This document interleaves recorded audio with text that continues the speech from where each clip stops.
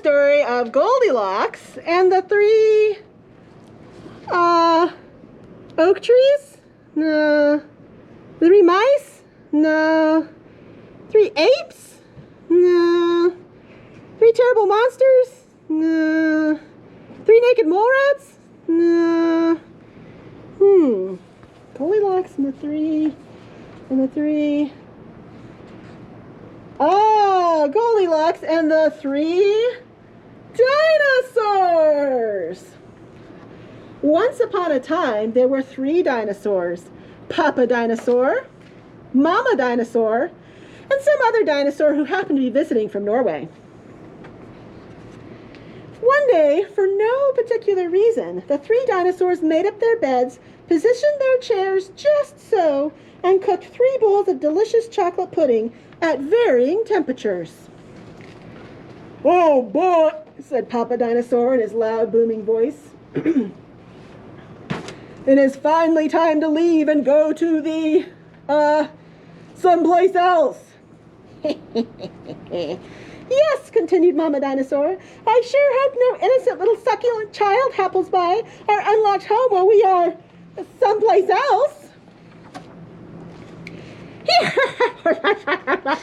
Then the other dinosaur made a loud noise that sounded like a big evil laugh, but it was probably just a polite Norwegian expression. The 3 dinosaurs went someplace else, and were definitely not hiding in the woods, waiting for an unsuspecting kid to come by. Sure enough, 5 minutes later, a poorly supervised little girl named Goldilocks came traipsing along.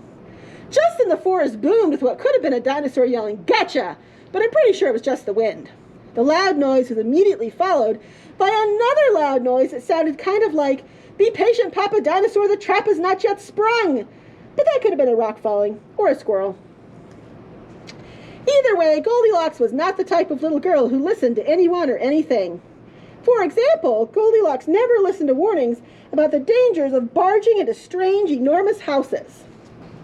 As soon as Goldilocks came across a strange, enormous house, she barged right in. Inside, Goldilocks immediately smelled the 3 bowls of delicious chocolate pudding. Said Goldilocks, "that chocolate pudding smells delicious. If only I could get all the way up to the top of that counter." Then Goldilocks noticed a very tall ladder that just happened to be there and certainly wasn't left on purpose. Goldilocks climbed up the ladder and found herself face to face with 3 gigantic bowls of chocolate pudding. The first bowl of chocolate pudding was too hot, but Goldilocks ate it all anyway because, hey, it's chocolate pudding, all right? The second bowl of chocolate pudding was too slow. Who cares about temperature when you've got a big bowl of chocolate pudding? Not her. The third bowl of chocolate pudding was just right. But Goldilocks was on such a roll by now, she hardly noticed. Soon Goldilocks was stuffed like one of those delicious chocolate-filled little girl bonbons, which, by the way, are totally not the favorite things in the whole world for hungry dinosaurs.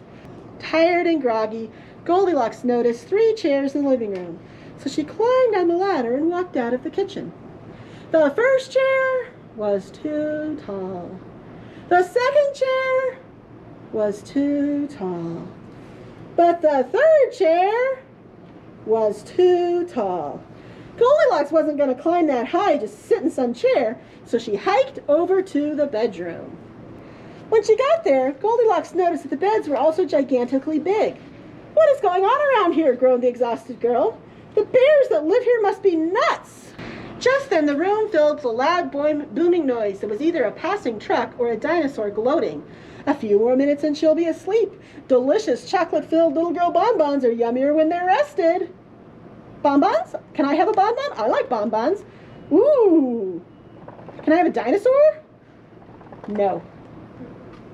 Even a little girl who never listens to anyone or anything had to hear that. Goldilocks took a minute to stop and think, which was longer than she was used to stopping and thinking. "Hey," she told herself, "this isn't some bear's house. This is some dinosaur's house!" Say what you like about Goldilocks, but she was no fool. As quickly as she could, she ran to the back door and got out of there. Just then a loud plane flew by, which sounded pretty much like a trio of dinosaurs yelling, "Now!" or charge, or the Norwegian expression for chewy bonbon time. Suddenly, completely coincidentally, the three dinosaurs rushed to the front door. But they were too late. Goldilocks was gone, and all that was left in the house were three disappointed dinosaurs. The end. And the moral is, if you ever find yourself in the wrong story, leave. And the moral for dinosaurs is, lock the back door.